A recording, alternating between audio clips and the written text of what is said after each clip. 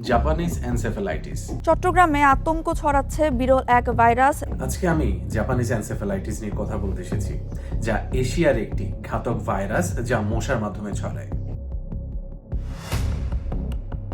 Japanese encephalitis একটি ভাইরাসজনিত সংক্রমণ এবং এটি মশার মাধ্যমে ছড়ায়,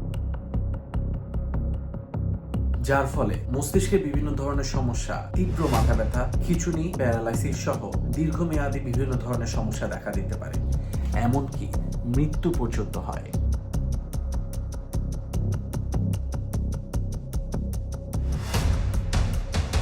অনেকের ক্ষেত্রে প্রথম কোনো ধরনের সিমটমস ধরা পড়ে না, তবে আস্তে আস্তে সেটা গুরুতর হয় এবং মৃত্যু পর্যন্ত ঘটাতে পারে।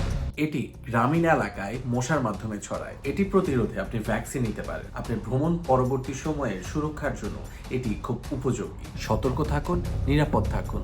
আর ভিডিওটি ভালো লাগলে ফলো এবং লাইক, শেয়ার, কমেন্ট করে আমার পাশে থাকবেন।